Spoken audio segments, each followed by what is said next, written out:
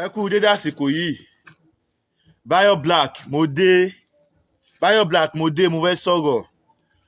Àwọn ọlọ́pàá Nigerian police wọ́n ti arrest brother Abdulaziz aka Tani Olorun. Gẹ́gẹ́ bí ohun tí a gbọ́ pé ó ṣokùnfà bí wọ́n ṣe arrest ẹ̀, òun náà ni àtàrí fàákájà tó wà láàrin oníṣẹ̀ṣe àti àwọn mùsùlùmí kan ní ìlú Ìlọrin àti nílẹ̀ Yorùbá. Ẹ̀sùn tọ́lọ́ fi gbé Tani Olorun òun náà ni deformation of character, wípé ó ń dìféèmù àwọn àáfàá ó ń borúkọ àwọn jẹ́. Àmọ́ láàrin èmi àti yín, ẹ yẹ ká bára wa sòótọ́ ọ̀rọ̀. Ṣé ẹ rí ọ̀pọ̀lọpọ̀ àwọn àáfàá míì wà lórí social media tó já sí pé àwọn fúnra wọn ò gbọ́ lọ́hùn gbọ́ o, because tó bá gbọ́ lọ́hùn gbọ́ ni gbogbo rágbàràgbà tí wọ́n ń ṣe yẹn wọn ò ní máa ṣe o. Àwọn àáfàá lọ sọ àwọn àáfàá kan lọ ṣì Tani Olorun fúnra rẹ̀ lọ́nà. Musulumi ní Tani Olorun tẹ́lẹ̀,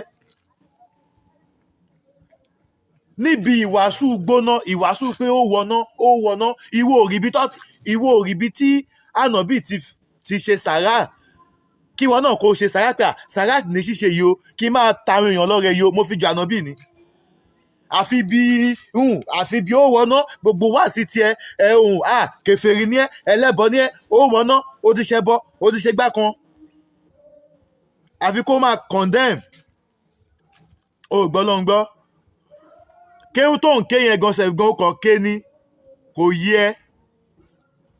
Because tó bá yé ẹ ni, Tani Olorun àti àáfàá, mo fẹ́ sọ̀rọ̀ lórí àwọn àáfàá náà kí n tó padà sórí Tani Olorun ni o. Tani Olorun náà náwọn mistake tiẹ̀ tóun náà ṣe, torí ambassador ni Tani Olorun jẹ́ fáwọn oníṣẹ̀ṣe. Tani Olorun, àwọn oníṣẹ̀ṣe tó wá ń ṣojú yìí, ṣojú wọn dáadáa. Gbogbo ẹ̀yin àáfàá tẹ wá jáde, ohun tí ò yé yín rèé. Ẹ bá mi ṣí Quran yín, ẹ̀yin àáfàá tí ẹ wà nídìí ọ̀rọ̀ condemnation, tí eléyìí kèfèrí ni, ẹlẹ́bọ ni, eléyìí kiriyó ni, gbogbo ẹ̀yin àáfàá tẹ wà ń bẹ̀. Ẹ bá mi lọ sí Quran chapter 10 verse 100. Ẹ ka Quran yẹn, kí ni Quran yẹn sọ? Ṣé ẹ gba ohun tí verses yẹn sọ? Ṣé ẹ mọ ohun tó sọ ṣá? Ohun tí Quran yẹn sọ ni pé Allah says, there is no a single soul that will believe.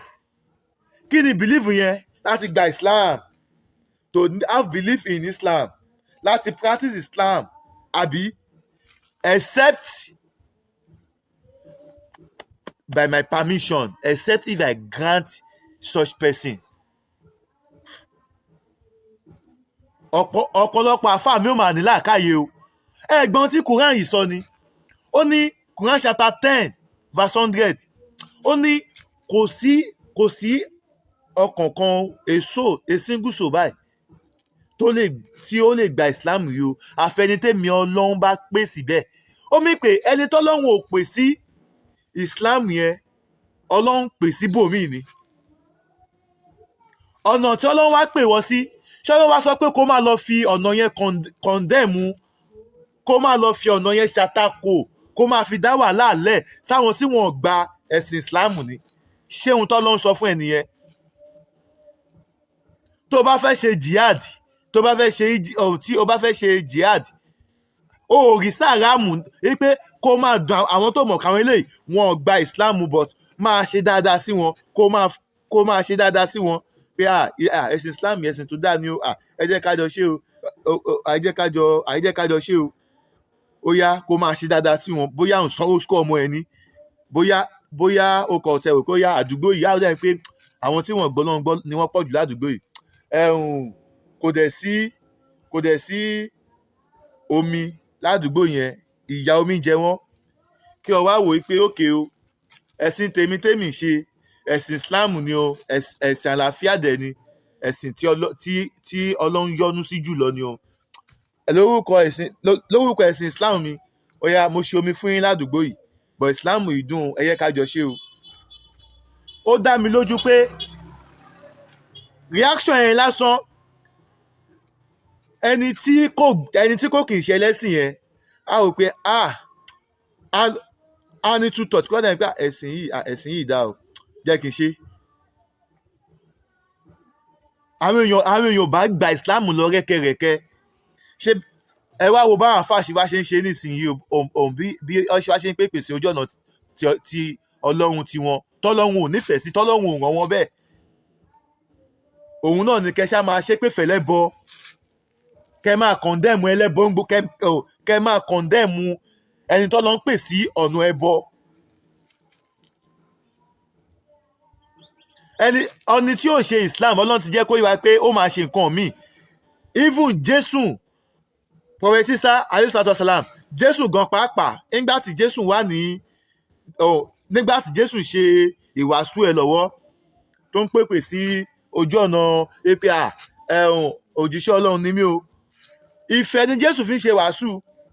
Ọwọ́ wa bá Jésù, ẹ máa gbọ́ o, ok, irú kan tó fẹ́ máa ṣẹlẹ̀ yìí, táwọn àáfàá tó rí pé fẹ́ please èèyàn kan, ẹ fẹ́ kéèyàn kan recommend yín, táwọn kan wá fẹ́ máa gun Jésù ní gàràgàràgàrà, tó fẹ́ máa forúkọ Jésù ṣe kan tó fẹ́ máa forúkọ Jésù márùn èèyàn ní tipátipá. Kí ni Jésù sọ? Jésù ní rárá o, ẹ má mú àrùn èèyàn tipátipá o. Kò sẹ́ni tó máa wá sọ́dọ̀ mi àfi tí bàbá mi bá pè wá. Ẹ̀gbọ́n tí Jésù sọ ni, ó ní kò sẹ́ni tó máa wá sọ́dọ̀ mi àfi tí bàbá mi bá pè wá. Ìwọ tó bá jẹ́ Christian tàbí tó bá ní Bible lé, bá mi ṣí the book of John.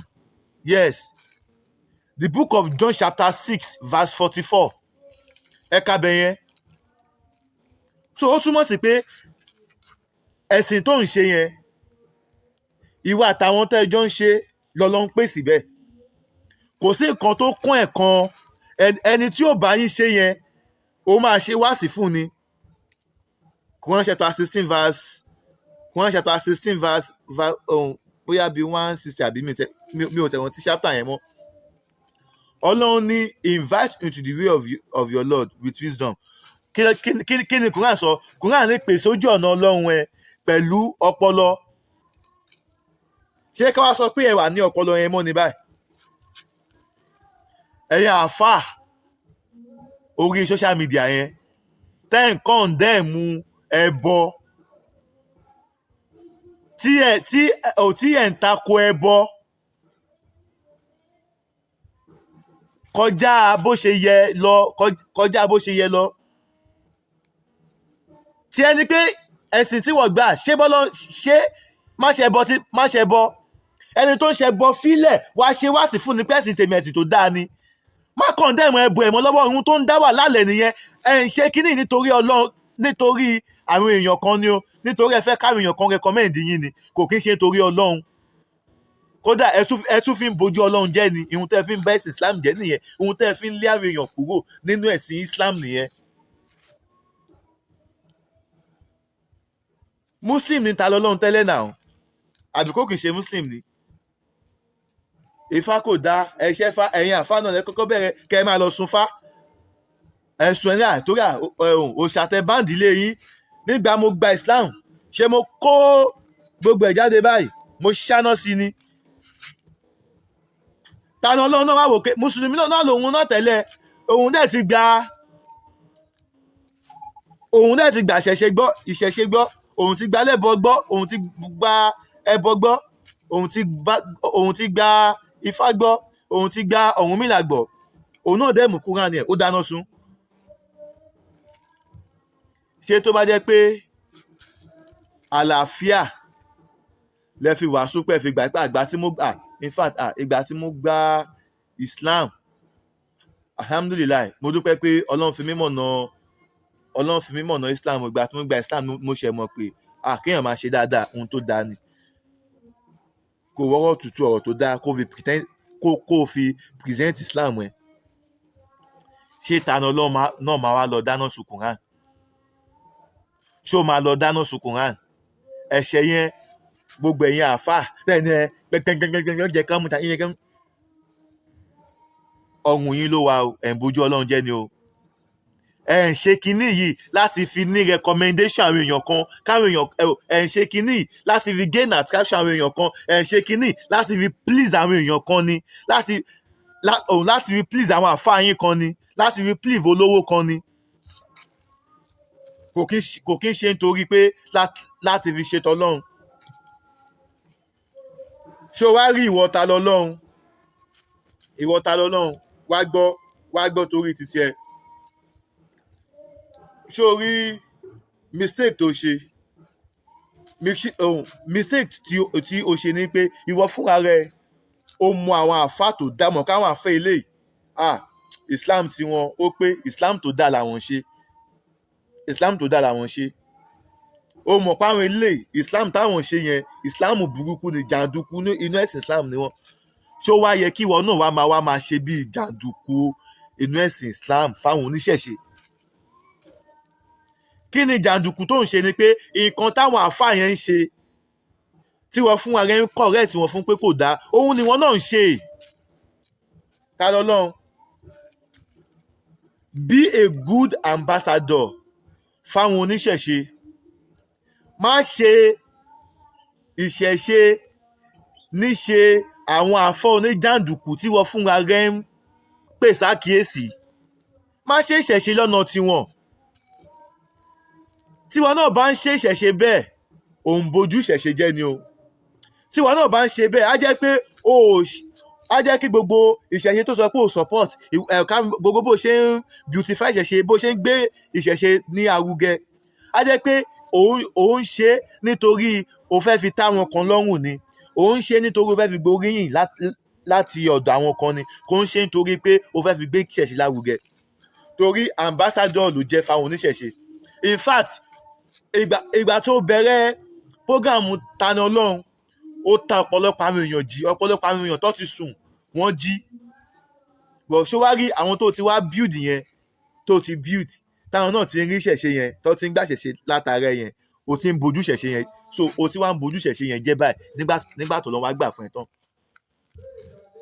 Ó yà wò nísìnyìí nǹkan tí àwọn èèyàn ń sọ kiri òun ni pé torí ọdún ìṣẹ̀ṣe tó fẹ́ ṣe nílọrin, ìṣẹ̀ṣe dé Ìlọrin tó fẹ́ ṣe nílọrin, pé torí ẹ̀ lọ ṣe wá mú ẹ. But ṣẹ́sùn yẹn lọ fi gbé ẹ.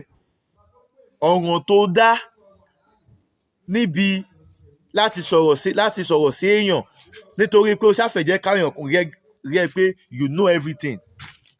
O ṣàfẹ́ jẹ́ pé you are the champion. You can talk to anybody anyhow. Òun ló fà á o. But although ẹ̀ṣẹ̀ tó ṣẹ̀ kódà wọn ò lè pa ẹ́, o ò lè lọ sẹ́wọ̀n. Kó o lọ tó bá rí the event déédéé, o jẹ́ lọ nìyẹn. Bí o dẹ̀ rí the event, you go explain tire. Wàá explain náà ni.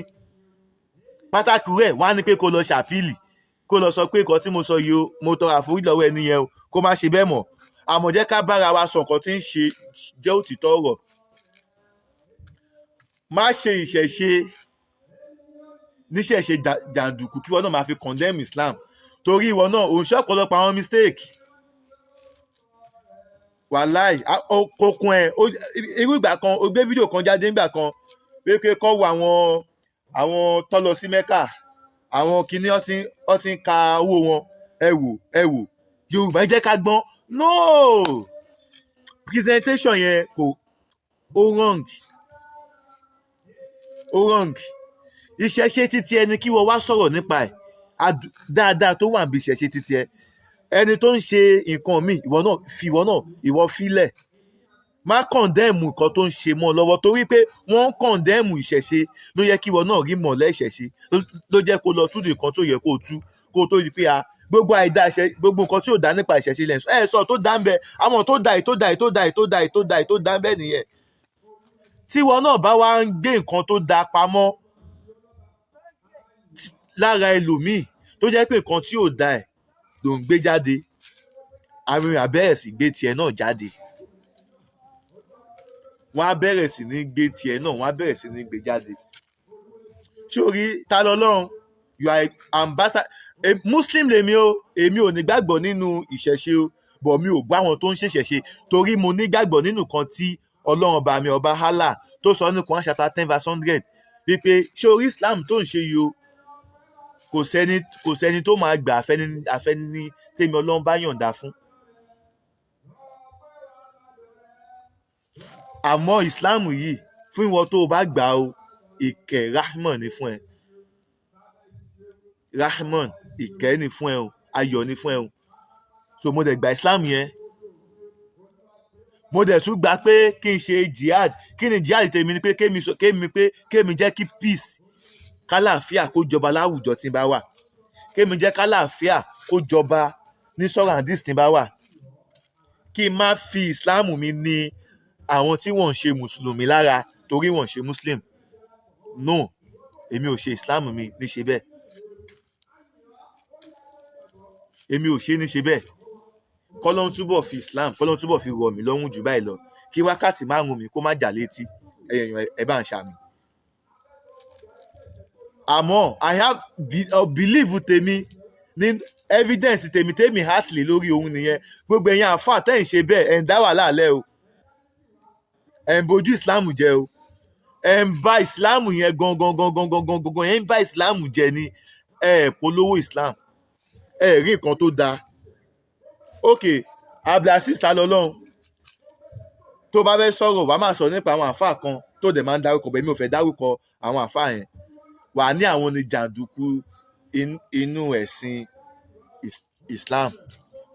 Àmọ́ ó máa ń sọ̀rọ̀ bàbá kan, ó mẹ́rin àbùkù kan bàbá yẹn rí o, Sheikh Alhaji Sheikh Taofik Akeugba Gold ní ìlú Ìbàdàn. O láwọn Muslim gidi làwọn yẹn, o láwọn Muslim gidi òun làwọn yẹn. Ok, ìwọ náà tó wá ń ṣèṣẹ̀ṣe, ṣó yẹ kí ló wá dé tí ò ṣe wá lè fi wà jọ irú Sheikh Taofik Akeugba Gold yẹn tó ń ṣe Islam dáadáa yẹn? Kí ló wá dé tí ìwọ náà ò ṣe wá ṣe fi ìwà jọ kó máa ṣe ìṣẹ̀ṣe ẹ báwọn náà ṣe ń ṣe yẹn? Kí ìwọ náà máa ṣe ìṣẹ̀ṣe ẹ lọ́nà jàǹdùkú táwọn tí wọ́n fúnra rẹ̀ ń bú wípé wọ́n ṣe Islam lọ́nà jàǹdùkú. Kí ló dé tó yẹ pé wọ́n náà ń ṣe bíi tiwọn? ṣé o mọ̀ pé automatically presentation tó fáwọn àwọn tó pè ní jàǹdùkú yẹn ni pé wọn ò tiẹ̀ ṣe Islam yẹn gan, bí ìgbà pọ̀ tiẹ̀ fi Islam yẹn bojú, tàbí bí ìgbà pé Islam tí wọ́n gbà gan kò yé wọn. Bẹ́ẹ̀ náà ni wọ́n náà ṣe ń ṣe ìṣẹ̀ṣe, pé ìṣẹ̀ṣe tí wọ́n náà ń ṣe yẹn kò yé ẹ ó jáde àbá kíní kan ẹkùn ẹ̀ báyìí mo ti mú lọ́wọ́, mo mú ẹkùn ẹ̀ báyìí, ó tún yọbọ́ bó ṣe lọ báyìí, mo kàn lù sáré gbámú ni tó dẹ̀ ń dárúkọ ẹni yẹn. Wàláì oníkinní kan ni kinní kan ń gbọ́, wọ́n ń ṣe ìṣẹ̀ṣe, wọ́n ń ṣe ilé kinní kan ti jáde, kinní kan tó lọ kílò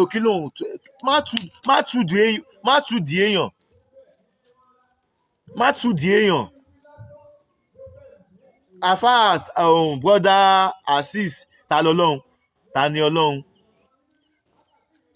family yín kò sí Muslim bẹ́ẹ̀.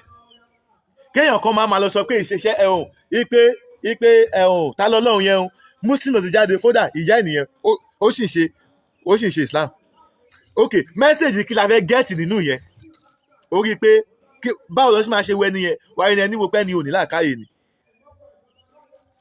Ṣó wá yẹ kí ìwọ náà kó wá máa wu irú ìwà tí irú art tí òun condemn Tani Olorun? Mo fi eléyìí mo fi pe Tani Olorun ṣàkíyèsí. Tani Olorun, be a good ambassador fáwọn oníṣẹ̀ṣe. Má ṣe ìṣẹ̀ṣe lọ́nà jàǹdùkú fáwọn alákatakítí ẹ̀sìn Islam tó ń condemn wọn. Ìwọ náà má ṣe bí tiwọn fáwọn oníṣẹ̀ṣe.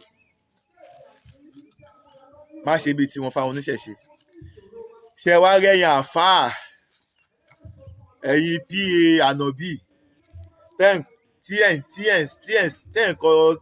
ń kọ tíkẹ́ẹ̀tì iná fáwọn èèyàn, mo gbé fún yín o.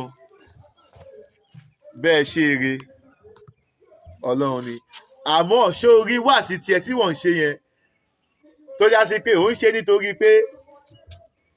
nítorí pé mi gbọ́dọ̀ sọ̀rọ̀ táwọn àwọn èèyàn kan tóun àwọn àfáà kan tóun wò níwájú bóyá òun wò kó fẹ́ tó wọn tàbí ó fẹ́ ká ìjọ wà tàbí fẹ́ kájọ ṣe kójọ wà láàrin yín tó yẹ tóun wò pé tí má dẹ̀ ṣe kinní ẹ báyìí ọmọ kan ọmọ abú mi o. ṣé o rí i pé o ṣe ń torí tọlọ́run òun ṣe ń torí èèyàn ni òun láàrin èmi àti ẹ tààfà tẹ ẹ bá ń tahùn síra yín tí ẹ bá ń bára yín jà àwọn kan wá sáré dáwà rìrìrì èmi ní síbi lágbájá kíní kan ẹni burúkú ni kíní pépépépé ẹni burúkú. ohun tó jẹ́ kọ́ wá ba ẹ̀kẹ́ ò kí ṣe pé wọ́n láìkí ẹ̀ nítorí pé ẹni tóun bá jà yẹn wọ́n kórìíra ẹni yẹn ṣó yẹ lọ́ọ́ ṣe wá ba ẹ. bọ̀ ọjọ́ tí ìjà bá ti parí láàrin ìwà àtẹni yẹn wàá rí pọ́ máa dẹ̀yìn torí pé wọ́n láìkẹ́ tẹ́lẹ̀ ẹni yẹn ni ó ṣe kí ni ìbàjẹ́ ẹni yẹn tó fẹ́ wá ṣe yẹn òun lọ́ọ́ ṣe wá sọ́dọ̀ ẹ̀. bẹ́ẹ̀ náà ni wọ́n dẹ̀ ṣe ń lọ sọ́dọ̀ àwọn ẹlòmíì tó ń lọ ń ṣe tiẹ̀ bẹ́ẹ̀ náà làwọn ẹlòmíì náà ń ṣe bẹ́ẹ̀ nítorí títí ẹ. so kíní yìí tí a bá jẹ́ good ambassador fẹ́sìn tí à ń represent ẹ̀ rí i pé kódà orílẹ̀-èdè wa ẹ̀gàn máa lọ síwájú ó máa tún ní lọ síwájú. ìwọ tó nígbàgbọ́ nínú ìṣẹ̀ṣe tó focus lórí ìṣẹ̀ṣe ẹ tó ń ṣe ìṣẹ̀ṣe ẹ tí ò tàbùkù ẹni tí kò ṣe ìṣẹ̀ṣe tí wọ́n fèsì ìṣẹ̀ṣe ẹ tí Christian náà tó fèsì kírísítẹ̀nì ẹ̀ náà tó ń ṣe kírísítẹ̀nì ẹ̀ lọ bọ́rọ̀ gidi tó ń ṣe kírísítẹ̀nì ẹ̀ lọ tí kò tako oníṣẹ̀ṣe tí kò tako muslim tí mùsùlùmí náà tí kò tako tó ń ṣe islam ẹ̀ lọ kí wákàtí márùn ẹ̀ ó ṣe sàrà ó ṣe òpó that 5 attributes of islam yẹn 5 pillars of islam ó ṣe 7 attributes of faith náà ó ń ṣe tí kò bò níṣẹ̀ṣe tí kò bò ní christian tí kò pè wọn tí kò ta sí wọn tó náà ṣe tiẹ̀ gbogbo wàhálà tí ó ń ṣẹlẹ̀ tá a fi wá kún wíkẹ̀d dára wa ìwà ìbanilórúkọ jẹ́ tó máa ń ṣẹlẹ̀ kò lè ṣẹlẹ̀ orílẹ̀-èdè ìgbọ́n á ti lọ síwájú kódà ìjọba gan sef gan wọn ò ní lè ṣe gbogbo màdàrú ọ̀pọ̀lọpọ̀ màdàrú tó ń ṣe ọ̀ ní lè ṣe torí ìjọba gan tún gbára ara ẹ̀sìn ó tún gbára ẹ̀sìn mú wa ẹ̀sìn pẹ̀lú nǹkan tó tíjọba fi ń bá wa jà tó jẹ́ kí ìlú ní lọ síwájú torí nínú ìjọba àwọn igun Christian tí ó solid ni wọ́n nínú igun kan àwọn igun Islam tó solid ni wọ́n àwọn igun Islam wọ́n á máa wọ́nà àti overthrow igun Christian á máa wọ́nà àti overthrow igun Islam wọ́n á máa wá fi ṣó yẹ ṣá gbogbo ètò fi yẹ kó fi gbórílẹ̀-èdè yìí lọ síwájú yẹn ìjà pé Islam yẹn ètò fi yẹ kó fi jẹ́ kí ara di àwọn èèyàn sọ́dọ̀ àwọn èèyàn gbọ́dọ̀ tẹ̀ lè ronú pé Islam yìí ọ̀nà ni ìgbà ló máa jà kí ló dé ṣọ́ọ̀fì ṣe yìí ni ẹ stop ẹ̀ Bayo Black lórúkọ tèmi gbogbo ẹni tẹ́ bá ń wo ṣó yìí tó bá yẹ pé ṣẹ̀wọ́ mi fúngbà kọ̀ọ̀kan mo bẹ̀ yín ẹ jẹ́ bá mi subscribe sórí ìkànnì tẹ́ tí ń wò mí ẹ̀yin èèyàn ẹ repost ẹ̀yin tẹ́ ń gbé fídíò tèmi o tẹ́ ẹ bá mọgbọ́n tẹ́ lè dá sí èmi ò lè fẹ́ anybody strike o ẹ gbé fídíò mi rẹ́kẹrẹ́kẹ́ ẹ gbé kó lọ fà èmi ò ní fi copyright sórí fídíò tèmi o tẹ́ ẹ bá mọgbọ́n tẹ́ lè dá sí tẹ́ lè fi jáwó tẹ́ lè fi fídíò mi gbowó ẹ gbé rẹ́kẹrẹ́kẹ́ ẹ gbé kó lọ fà ẹ gbé kó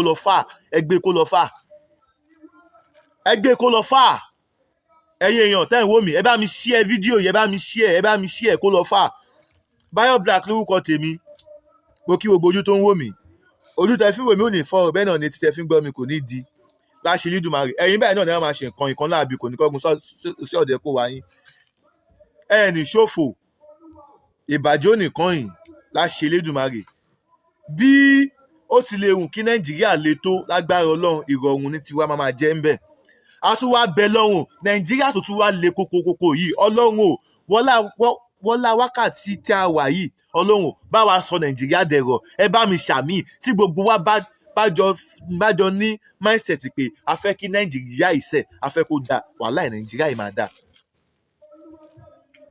Ara nǹkan tí ó tòra wọn ní Nàìjíríà tó jẹ́ pé oníkálukú ń wá àti jẹ ọ̀ràn yàn. Ẹlòmíì gan tẹ́ ẹ̀ bá nídìí àfọ́ online tó ń ṣe wá sí lórí afẹ́fẹ́, wákàtí 5 ẹlòmíì ò pé. Àmọ́ pé àjẹ́ kí n ṣe kí nìkan mọ́ òkà kí monetization mi ọ̀yá kí owó yẹn lè pọ̀, jẹ́ kí n ṣe lè kí kinní kan.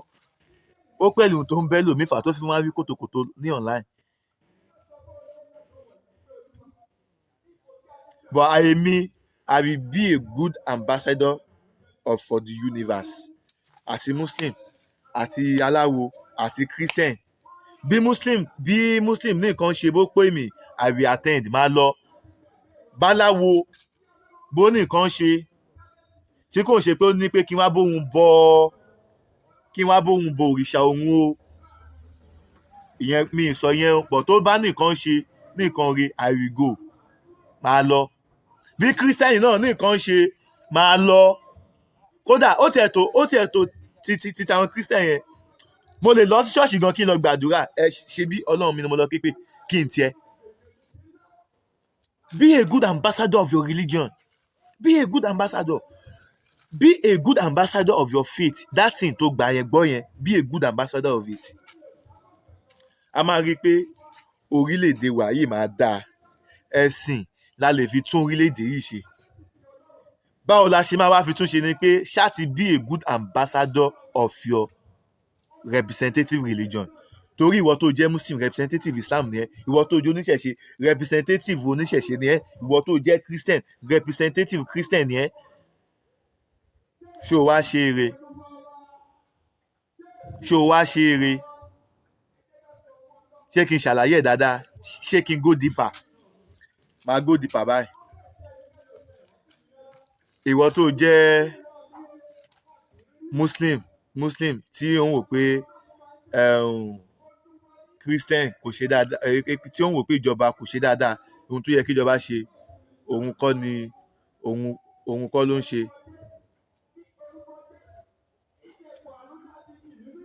Ṣé ó yẹ ṣá? Tó ní nǹkan tó yẹ kí ìjọba ṣe òun kọ́ ló ń ṣe. Ìwọ fúnra rẹ̀ ṣé nǹkan tó yẹ kó o ṣe gẹ́gẹ́ bí kó jẹ́ Mùsùlùmí ṣé òun ló ń ṣe? Bí rẹ̀ léèrè. Ṣé orí tí wọ́n bá ti lè ṣe nǹkan tó yẹ kó o ṣe ní nǹkan dáadáa kó jẹ́ Mùsùlùmí yẹn, ìjọba náà á ṣe nǹkan dáadáa tó yẹ kó ṣe. Torí pé o jẹ́ Muslim,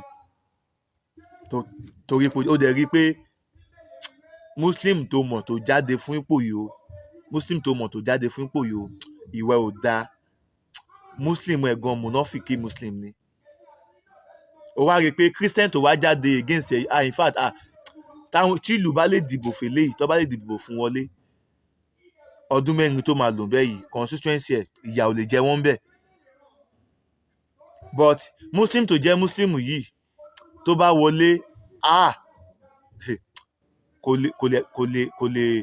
kò lè ṣe dáadáa, á fìyà jà mí èèyàn. Ó yẹ kí làákàyè sọ fún ẹ wípé Christian tó mọ̀ pé ó máa ṣe dáadáa yẹn ló yẹ kó support o. Ṣé orí tó bá sì ṣe wípé torí pé ó jẹ́ Muslim ni, torí pé ó jẹ́ Muslim ni, torí pé ó jẹ́ Muslim mo ṣe torí pé ó jẹ́ Muslim wọn náà torí pé ó jẹ́ Muslim. Ṣé nítorí pé ó jẹ́ èèyàn re? Tá a bá bẹ̀rẹ̀ sí ní ṣe anybody tó jẹ́ èèyàn re, tá a bá bẹ̀rẹ̀ sí ní ṣe dáadáa sáwọn tó jẹ́ èèyàn re, wàá rí i pé kò sí because ṣé o rí àwọn tí wọ́n jẹ́ èèyàn bí sí wọn yẹn tí wọ́n gbogbo tó rò pé wọ́n jẹ́ èèyàn bí sí ọ jẹ́ ní ire sáwọn kan. Ìwọ fún ara ẹ jẹ́ èèyàn bí sáwọn kan tó bá ti lè ronú bẹ́ẹ̀, wàá rí i pé everything tí àwọn ìjọba náà tó bá lè ronú bẹ́ẹ̀. Kí ẹ kọ́kọ́ jókòó ẹ̀yin ìjọba kẹ́ẹ̀tẹ̀ jẹ́ kí làákàyè yín kó tẹ̀ kọ́kọ́ wálé ná. Kí nìkan tá à ń ṣèjọba lé lórí ṣe bí torí àwọn aráàlú ni. Ok, kí ni nǹkan gbòógì, kí ni àwọn nǹkan tó important jù tó já sí pé kíní aráàlú lè ṣe fún ara ìjọba ló lè ṣe? Ọ̀nà, omi, iná, health, education ṣe bó dẹ̀ yẹ kẹ́ ẹ mójú táwọn kinní yẹn dáadáa ni. Tó bá jẹ́ pé àárín oṣù mẹ́fà lẹ́fẹ́ fi fèsì títì, each local government ó yá ẹ make sure pé every 6 months ẹ gbọ́dọ̀ máa tile 100 area every month ní every 6 months ní each local government. Ṣé kò sówó ẹ̀ ní, ṣé ẹ̀ generate owó ẹ̀ ní? Tẹ́ ẹ bá ń ṣé ìlú yóò ti ní, ṣé ọ̀nà wo ti ní develop? Iná náà ṣé àti ní develop? Bọ̀ nǹkan tó yẹ kẹ́ ẹ ṣe ohun tí ó kàn yín lẹ́sẹ̀ ohun lẹ̀ ń rawọ́ mọ́ bí kẹ́ máa fúnná yẹ ogun Nìjẹ́, ogun Niger, ẹni tó gbàjọba kó gbéjọba lè kí ni ṣáwa fúnra ṣíṣì gbára wálẹ̀. Ká nípa àti gbára wálẹ̀ tán nísìnyí a ti mọ̀ pé òun gbogbo nǹkan Nàìjíríà kò sí ọ̀nà kan, kò sádùúgbò táwọn èèyàn ń gbé tí kò lọ gerege, kò sádùúgbò kan táwọn èèyàn ń gbé tí kò sọ̀spítù, kò sádùúgbò kan táwọn èèyàn ń gbé tí kò sí skul. Kẹ́yìn ìjọba tiẹ̀ ṣe yẹn ẹ rí i pé àwọn èèyàn gan wọ́n á sáré owó mọ́ níwọ̀n. Owó tipátipá yẹn èrò máa dínkù mẹ́. Ọlọ́pàá gan á sinmi torí àwọn èèyàn á sáré mọ́ níwọ̀nba. Ta lọ lọ́hùn àtẹ̀yìn Muslim, be a good ambassador. Ambassador of the universe òun lèmi o, ambassador of peace, ambassador of Allah òun lèmi. Peace lèmi dẹ̀ máa fi wàásù ìsìláàmù tèmi. Peace ni ìwọ tó bá ń ṣe ẹbọ Ọlọ́run á gbàdúrà ẹ o, ẹbọ á fín o, ẹbọ á gbà o. Ọlọ́run á dẹ̀ bá mi jẹ́ kó rí mọ̀ lẹ́sìn ìsìláàmù mi ẹ̀sìn tó dáa ni o, wá bá mi ṣe o. Tó bá lè fẹ́ bọ́ẹ̀lẹ̀ ẹ̀sìn tó dáa lẹ̀sìn ìsìláàmù, aláforíjì lọ́lọ́run, Ọlọ́run á ṣàforíjì fún wa o. Basic ìwọ ni ẹbọ tó ń ṣe yẹn wàá ṣòfò ni, wàá ṣe kíní kan ni, wàá ṣe gbá kan ni. Ṣé kí ló máa ṣe? Wàláì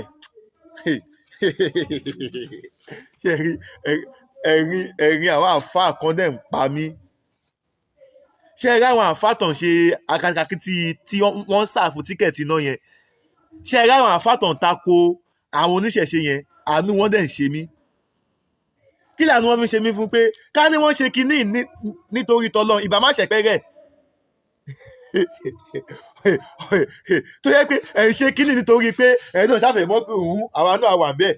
Ẹ ṣàfẹ́ ṣe nítorí ẹlòmíì ṣe nínú yín torí pé ṣàfẹ́ ṣe lẹ́kún kí ṣéwù kíní kan kálẹ̀ mọ̀ kí ọmọ yìí ó gbóńtọ́ ó dúró tàfà ọmọ mi ó takò wọn gan ọmọ in fact ohun tó fojú àwọn ní àwọn ẹlẹ́bùn àdúgbò ẹ̀rí kìí kéré ẹ kàn fẹ́ gbóríyìn ni wàhálà kékeré tó fẹ́ fi gbá ládá lọ́dọ̀ Ọlọ́run tó rọ́lọ́run òògùn yín orí yín àwọn kan lẹ̀ ń wá, àwọn èèyàn kan lẹ̀ ń wá. So táwọn ẹlẹ́bọ yìí wọ́n máa ní ìyálà ìyẹ́ ògùn lọ́wọ́ kódà tẹ́ bá jọ jà ní one on one wọ́n á ná ìlú òkà ṣubú ṣeré, wọ́n á ná ìlú àrí. Ẹlẹ́bọ mà ti ṣògùn kí ṣubú ṣeré àná sàré, ìmí inú wọn ti ṣe sára pé kó má rùn òun. But ẹlẹ́bọ sì lè ṣàyà gbangba wájú ìbọn but ìwọ tó jẹ́ Islam, kí ni Islam sọ fún ẹ pé má ṣe dán ìgbàgbọ́ rẹ wò tó bá rẹni tó fẹ́ pa ẹ́ tó rí pé ní ó fẹ́ but opportunity àti sálọ wà, ọ̀gbẹ́ni gbé bọ́dì ẹ fara ẹ pamọ́. Ànábì wa Muhammad sallam ànábì wa náà lo formula dọ́ọ̀jì ẹ ṣé ànábì ò lo formula dọ́ọ̀jì ẹ ni? Ànábì kúrò ní Mẹ́kà, ànábì lọ sí Mẹ́dínà, ànábì ṣe ìjírá, ànábì tí ń wàásù ìsìláàmù yẹn ní Mẹ́kà tẹ́lẹ̀, àwọn ọ̀ǹtakò àwọn ẹlẹ́bọ ń bàjà. Ànábì dẹ̀ ṣe kí ni? Ó lọ sí ó fi ibi tó wà lẹ̀ ó lọ sí ìlú ìyá ẹ̀ ó fi ìlú bàbá ẹ̀ lẹ̀ ó gbà lù ìyá ẹ̀ lọ gbàtà náà bí sọ́sán sáà bí dèmẹ́dì náà àwọn ẹ̀dí náà yẹ kí ni ọdẹ wẹ́kọ̀mù ẹ̀ sáà bí ló kọ́kọ́ lọ kógun jà àwọn ẹlẹ́bọ ni ìwọ ṣe ẹ́ so ẹ̀sìn tiẹ̀ kò sọ fún ẹ pé kò ṣígun lọ báyàn kí ló wá ń ṣígun lọ báyàn fún ìgbà níwọ̀n ìgbà táwọn ẹni Yorùbá ti ṣígun wá bá ẹ ìgbà tó ṣígun wá bá ànábì ló fọmúlà dọ̀jì ẹ̀ ni àmọ́ torí àtijẹ́ tiyín ànábì jagun ogun húdù ogun ẹ̀ẹ́dẹ̀sán kan tó bí ogun sọ wípé lẹ́yìn tànábì sá tí ó sì bí tànábì fẹ́ sá sí mọ́ tànábì tó yíjú padà sọ yẹn o ẹgbẹ́gun tàwọn ẹlẹ́bọ wá máa mú àwọn súrà yẹn wá àwọn àdíìsì kèfèrí àwọn àdíìsì tó ń kọ́ndẹ́mù Islam wá máa mú àwọn àdíìsì yẹn wá àwọn ẹlẹ́bọ you must not joke with them you must not ṣe kíní kan ìwọ ò ní rí ibi tí ẹni tí kò kì í ṣe mùsùlùmí tó ń takò ànábì tó máa lọ ń ṣe ẹ̀gbin sí ibi táwọn ibi máa gbà lọ sí mọ́ṣáláṣí tó máa lọ ń ṣe ẹ̀gbin sí tó máa lọ ń ṣe ẹ̀gbin síbẹ̀ tánà bí àdẹ ṣe kí ni tánà bí àdẹ ọ̀rá yọ kẹ́lẹ́kẹ́lẹ́ kọjá tánà bí àdẹ tẹ ẹ̀gbin tó bá yá ànábì àmú kúrò lẹ́sẹ̀ ara ẹni yóò tún wá yá tẹ́ ń gbọ́ ẹ rí pálábòsì láwọn àfọláka àwọn àfàtàn pín tíkẹ́ẹ̀tì náà yìí o ẹ rí pálábòsì ni wọ́n ẹ rí pé wọ́n gbà ànábì yẹn gangan àwọn àfà ànábì sàslam ó wá tó bí ijọ́ bíi mẹ́ta kan ànábì òrí kẹ́ni ẹ ṣe bẹ́ẹ̀ ànábì dẹ́ lọ ránṣẹ́ wò ní àṣẹpẹ́ ni ẹ wá lórí ìdùbúlẹ̀ àìsàn ni ànábì dẹ́ ṣàdúrà fẹ́ nìyẹn ààrẹ nìyẹn dẹ́ yà gbogbo ẹ̀yin tẹ́ ń ṣe alátakà kí tí ẹ̀sìn yìí tẹ́ ń takò ẹ̀sìn yìí èèyàn mélòó lẹ́lẹ̀ ṣé ẹ lè ṣàdúrà fẹ́ èèyàn kárẹ̀ ìyá ṣé ẹ lè ṣe fún yàn kárẹ̀ ìyá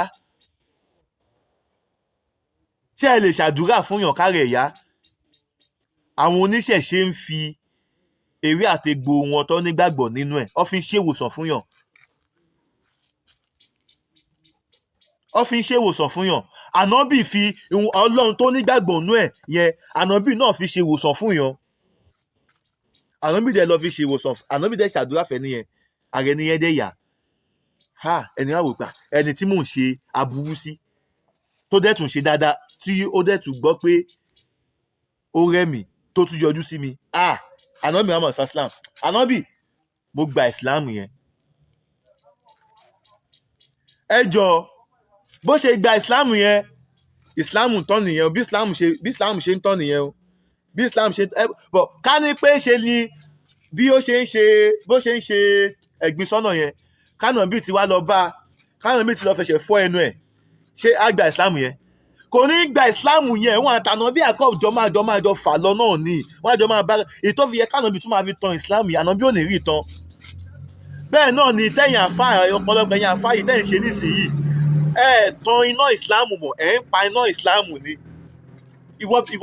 ìwọ ṣe dáadáa according to wáàsí tẹ̀yìn àfa náà ṣe tá a gbọ́ ṣé bí ṣe lẹ sọ fún wa kánàbì sọ fún wa yìí pé onígbàgbọ́ mùsùlùmí máa ń gba ẹ̀gbin mọ́ra ni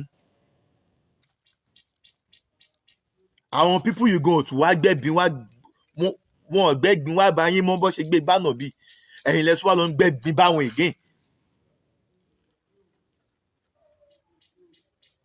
Bayo Black lórúkọ tèmi I am an ambassador of the universe lèmi ambassador of all gbogbo ẹ̀sìn tó léwu kó wà láyé ṣáà ti ṣe nǹkan èyí tó dáa nínú ẹ̀sìn yẹn ni kò ṣe gbogbo nǹkan tí ò dá tí oníṣẹ̀ṣe máa fi kọ̀ǹdẹ̀mù Islam oníṣẹ̀ṣe ò ní sọ ohun tó prompt sí kinní yẹn o ìwà yẹn ni oníṣẹ̀ṣe á máa sọ oníṣẹ̀ṣe ẹ lọ stop ẹ̀yin àáfàá náà ẹ mọ̀ pé kinní kan ló prompt ogun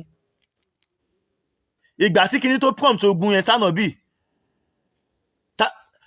oníṣẹ̀ṣe wo ló wá gbógun tì yín bó ṣe gbógun tànà bí ngbà yẹn àti pé ṣáwọn oníṣẹ̀ṣe tí wọ́n ń bí tilẹ̀ Yorùbá yìí ṣáwọn ní ọlọ́gbógun ti ànábì nílẹ̀ Mẹ́kà ni because abimedi náà because kò tiẹ̀ yé mi o tẹ́ ẹ wá sọra yín di ó má lágbára o. ọjọ́ tẹ bá padà lọ jábọ̀ bẹ́ẹ̀ ṣe lo ilé ayé yín fún Ọlọ́run tẹ́ sọ pé ẹ̀ represent yẹn, ọ̀nà tó sọ pé ògbófin ó gbọ́dọ̀ fi ṣojú Ọlọ́run dáadáa ni.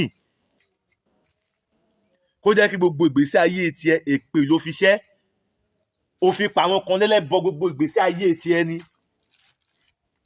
ẹlẹ́bọ ni ṣe ẹbọ bẹ́ẹ̀ tọ́ba dẹ̀ ń pè ẹ̀fẹ́ bá gẹ́ ṣé Ọlọ́run bá bí ẹ léèrè pé astagfirullah ìbò èmi kò sọ bẹ́ẹ̀ ni o kọ́ ló dáríjì mi o astagfirullah tó bá jẹ́ ṣẹ̀jọ́ Ọlọ́run dáríjì mi o. Ọlọ́run bá bí ẹ léèrè pé wọ́n mi ṣé ẹlẹ́bọ nìkan ni wọ́n rí pé ìjà nìkan ni wọ́n rí inú Kùránì yìí ni. ṣé ó rí ibi tí ànábì ti ṣàánú àwọn kèfèrí ni? kèfèrí mélòó ló ṣàánú fún? kèfèrí mélòó ló ṣe àánú fún? ibi tẹ́lòmíì dájú dé tó dẹ̀ pé rẹ̀ mùsùlùmí, tí christian bá wáṣẹ́ lọ sọ́dọ̀ tẹ́lẹ́sìn míì tí òun ṣẹlẹ́sìn Islam tó bá wáṣẹ́ wá sọ́dọ̀ ẹ̀ kò ní gbà tí ó sì yẹ kó rí bẹ́ẹ̀. Ọlọ́run jọ dá wa papọ̀ ni, àjọ máa jọ gbé papọ̀ ni, ẹ yẹ ká jọ gbé papọ̀ pẹ̀lú àlàáfíà. Ọlọ́run àwa mùsùlùmí ó sọ fún wa pé kò sẹ́ni tó máa gba Islam yìí o àfẹni tí èmi Ọlọ́run tí mo bá yọ̀ǹda fún. Quran chapter 10 verse 100 òun ló sọ bẹ́ẹ̀. Jésù táwọn Christian náà tẹ̀lé, Jésù sọ fún wọn wípé kò sẹ́ni tó máa ṣe Christian yìí o àfẹni tí bàbá mi bá pè wá. Inú ìwé John àbí ṣé rọ mo pa? ṣé Jésù sọ bẹ́ẹ̀ nínú ìwé John? ṣé Jésù sọ bẹ́ẹ̀ nínú ìwé John? ṣé Jésù sọ bẹ́ẹ̀ nínú ìwé John? Jésù sọ bẹ́ẹ̀ nínú ìwé John chapter 6 verse 44. Jésù sọ. ìgbà tí Jésù ti wá sọ bẹ́ẹ̀ yẹn, kí ló wá ń sọ pé èèyàn kan máa wọná fún? kí ló wá ń pè ẹnìkan ní aláìnígbàgbọ́ fún? ó mì pé Ọlọ́run tí kò pè wá yẹn ó pè lọ sí ibòmí nìyẹn. Thou shall not condemn. tá a bá lè máa lo òfin thou shall not condemn other people religion yẹn. Show love to everybody, show love to the humanity, a máa rí i pé ìlú wa yìí máa ní lọ síwájú. ẹ̀sìn ó pẹ̀lú nǹkan tó ń fa Nàìjíríà sẹ́yìn. ó túmọ̀ sí pé táwọn ẹlẹ́sìn tá a bá lè change, tá a bára wa jà mọ́, tá a kọ́ sínú sáǹsì mọ́, tá a fúnjọba lẹ́dẹ́kì mọ́, tá a ń jẹ́ kí àwọn kọ̀lọ̀wọ̀ sí ẹ̀dá kọ́ máa sásá bẹ́ wá fi wùwà ìkà. Yes, ṣáwọn èèyàn sàsábẹ̀ Islam fi wu ìwà ìkà ni, abẹ́ kí làwọn Boko Haram sá sí. ẹ̀yin àfáà lẹ gbà wọ́n láàyè, ẹ̀yin oní jihadi tipátipá tó jẹ́ pé tó já sí pé kọ̀ǹdẹ́mù ẹ̀sẹ̀ lẹ́sìn lẹ́yìn fi ń ṣe jihadi tiyín. ẹ̀yin ò fi owó, ẹ̀ fi sàárà, ẹ̀ fi ìwà re, ẹ̀ fi ṣe jihadi tiyín. kẹ́yìn máa condemn, kẹ́yìn máa ba ẹni tí ó ṣe ẹ̀sìn yín inú jẹ́ lẹ́yìn fi ń ṣe jihadi tiyín.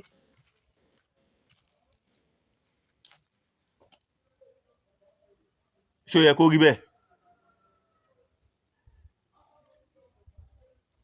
mi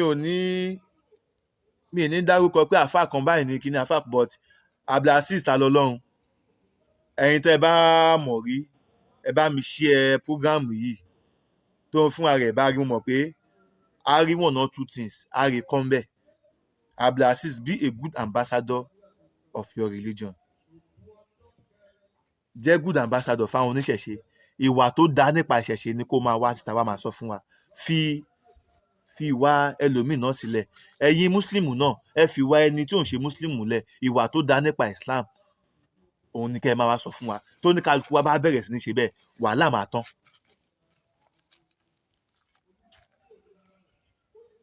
ìrẹ́pọ̀ máa wà. àwọn kan ò ní máa lọ àwọn kan náà máa wà nísìnyí tó já sí pé wọn kì í ṣe oníṣẹ̀ṣe o. ọ̀dẹ̀ máa dọ́gbọ́n máa lọ ṣe bí oníṣẹ̀ṣe láti máa fi bàṣẹ̀ṣe jẹ́. ẹ̀yin oníṣẹ̀ṣe ẹ má fààyè ẹlẹ́ o. bẹ́ẹ̀ náà ni Islam, ẹ má jẹ́ ká fààyè kẹ́ni tí ó kì í ṣe mùsùlùmí kó máa wá ba mùsùlùmí wa jẹ́. ẹ má kọ̀ǹdẹ̀mù oníṣẹ̀ṣe mọ́. ẹ píríṣì àlàáfíà, love, ìfẹ́ tó wà nínú Quran, ẹ píríṣì ẹ̀. ẹ píríṣì ẹ̀. kíní yìí ó ń dá wàhálà lẹ̀ ni. ó ń dá wàhálà lẹ̀. òun rèé báwọn àwọn àáfàá bó ṣe gbá penalty fún Tani Olorun báyìí tó lọ gbé àwọn oníṣẹ̀ṣe náà nísìnyìí eré wọn ò ní sáré bí ṣẹ̀ṣe á ṣe ní lọ síwájú mọ́ o. eré táwọn máa sá ni pé eré káfà kan náà kó sí wọn lọ́wọ́ kí mùsùlùmí kan náà ṣe mistake eré ẹ̀ náà làwọn náà máa sá. ìgbà wo la fẹ́ mójútó ọ̀rọ̀ ẹ̀sìn wa gangan. ẹ wò mo ti lọ almost 45 minutes mo sọ ìmọ̀dúró náà Ọlọ́run á wà pẹ̀lú gbogbo wa. ẹ bá mi kí mẹ́ńtọ̀ mi dáadáa, ẹ máa bá mi ṣàdúrà fún mẹ́ńtọ̀ mi ní gbogbo ìgbàkigbà tẹ bá ti ń wo program mi yìí. èmi Bayo Black, ẹ máa bá mi táìpù God bless Alhaji Oriyomi Hamzat, the CEO of Agidigbo FM, torí mẹ́ńtọ̀ mi ni wọ́n. mo mà like Alhaji Oriyomi Hamzat o. mo fẹ́ràn wọn, àlùbáríkà ń bàbá yẹn o. lágbára Ọlọ́run ẹ ní ṣìṣe o, ẹ ní ṣìlẹ̀tẹ̀ o. lágbára Ọlọ́run iṣẹ́ tọ́lọ́run ti parí òun náà máa gbé fún yín o. iléeṣẹ́ yín Agidigbo FM kò ní jóná o. Alhaji Oriyomi Hamzat, mo fọ́ fún yín o bàbá, torí ẹ rí i pé gbogbo program mi máa lo fọ́tò yín, máa lo kíní, àlùbáríkà nìyí, àlùbáríkà ara yín mo fi bẹ́ lọ́hùn bàbá, mo fi àlùbáríkà ara yín Alhaji Oriyomi Hamzat, mo fi bẹ́ lọ́hùn. Ọlọ́run tó fà àlùbáríkà ṣe yín kọ́nà kó bẹ́ẹ̀ mi náà fà àlùbáríkà ṣe tèmi náà. mo gbà fún yín, mo gbà fún yín. ẹ máa bá mi type God bless Alhaji Oriyomi Hamzat, mo gbà fún yín o. Alhaji ẹ̀yin náà ẹ jọ ẹ bá wa ṣe program kẹ bá fi educate àwọn Muslims tí wọ́n ṣe jàǹdùkú yìí, tí wọ́n ń condemn ṣẹ̀ṣe. Alhaji mo rí i pé ẹ̀yin náà ẹ ní believe nínú wípé ẹni tí Ọlọ́run ò bá pè sínú Islam kò ní ṣe Islam yẹn. mo rí i pé so kẹ́yìn ṣe Islam yẹn pẹ̀lú peace, pẹ̀lú àlàáfíà. mo rí i pé ẹ̀yin dẹ̀ ń ṣe Islam tí yín pẹ̀lú àlàáfíà, torí mo rí yín tí ẹ̀ ń jó níbi ìgbónukó. dó àwọn Muslim tọ́jú alátakítí ọ̀tàkò yín o, àmọ́ ṣó yẹ kó takò yín because nǹkan tẹ́ ẹ ṣe àníyàn pé ẹ fẹ́ kálàáfíà jọba, you want peace to reign. ijó tẹ̀ ń jó yẹn kì í ṣe ijó ògúnnukó, ijó pé ìsìlámù ìdùn ẹ bá jẹ́ kájọ ṣe, onígunukó jẹ́ kájọ ṣe, eléégún jẹ́ kájọ ṣe, ìsìlámù ìdùn ẹ bá jẹ́ kájọ ṣe. òun ni ijó tẹ̀ ń jó lẹ́yìn ìgunukó, kò kí ń ṣe ijó pé ẹ mú gunukó lọ́lọ́run. ẹ wá ra àwọn Muslim tó wà nílàkàyè tó jẹ́ jàǹdùkú, ẹ wò bọ́yẹ takò yìí, ẹ wò bọ́yẹ takò yìí. Alhaji Oriyomi Hamzat, respect to you baba, mo gbé fún yín. gbogbo ohun tó tara yín jáde pátá Ọlọ́run á sọ gbogbo wọn di èèyàn, kódà wọ́n á tún yàn, wọ́n á yan dúdú yìí lọ láṣẹ Elédùmarè. kọ́lọ́n kó dẹ̀ wọlá ìfẹ́ tí mo ní sí yín, kọ́lọ́n kó dẹ̀ wọlá bí mo ṣe gbà fún yín, kọ́lọ́n kó fi gbàdúrà èmi náà, kó fi ṣínú ayọ̀ fèmi náà, kó fi sọ èmi náà dológo, kó fi sọ èmi náà di olókìkí, kó fi sọ èmi náà di ẹni ayé ń fẹ́. Alhaji Oriyomi Hamzat, mo fọ́ fún yín, mo fọ́. kó fi sọ èmi náà di ẹni táyé ń fẹ́. It's not easy. ọkùnrin ni máa yẹn kọ́ ló ń jẹ́ kí èmi náà máa rí dáadáa ṣe. Ọlọ́run jọ èmi náà mo fẹ́ máa rí dáadáa ṣe bí Alhaji Oriyomi Hamzat, torí wọ́n try, èèyàn ni wọ́n. gbogbo ẹ̀yin tẹ́ ń wò mí, mo kí yín o. Bayo Black náà ni orúkọ tèmi. kò sẹ́ni tẹ́mi ò bá ṣe o. tó bá jẹ́ oníṣẹ̀ṣe, o fẹ́ rán mi sáwọn oníṣẹ̀ṣe ẹgbẹ́ wípé bóyá o fẹ́ ṣọdún Ifá, o fẹ́ ṣọdún ṣẹ̀ṣe, kí n bẹ́ẹ̀ polówó ẹ̀, kẹ̀. ẹ̀yin tẹ́jọ́ oníṣẹ̀ṣe o, lágbájá sọ pé òun fẹ́ ṣọdún ìṣẹ̀ṣe oníyọ́bà, màá bá yín ṣe kí ni, màá bá yín polówó ẹ, ẹgbẹ́ polówó wá fún mi o. ẹ̀yin tẹ́ẹ̀dẹ̀ jẹ́ Muslim náà, o bá fẹ́ polówó, bóyá o fẹ́ káwọn èèyàn lọ sí Mẹ́kà, o fẹ́ ṣe kíní kan ní gbé wá, màá tún bẹ́ẹ̀ polówó ẹ̀ fáwọn Muslim. kálàáfíà jọba lèmi wà after. Kálàáfíà jọba lèmi ṣe kí ni? Kálàáfíà jọba lèmi wà after. Àfáà Abdulaziz Tani Olorun, ibi tó bá dá ẹjọ́ yẹn sí, ẹ jọ̀ọ́ ẹ ṣe tọlọ́hun, ẹ ṣe ti ìṣẹ̀ṣe tí ẹ sọ pé ẹ nígbàgbọ́ nú ẹ̀ yẹn, ẹ jẹ́ kí peace ẹ jẹ́ kó reign. Mo bẹ̀ yín, mo rọ̀ yín, ẹ̀yin àfáà náà, ẹ jẹ́ kí peace ẹ jẹ́ kó reign. Ẹ jẹ́ kí Nàìjíríà sinmi. Kò sí ìlú tó ti ń dàjẹ́ ẹ̀sìn tí ìlú yẹn máa ní lọ síwájú. Kò sí. Ẹ jẹ́ ká jẹ́ kí Nàìjíríà ní lọ síwájú.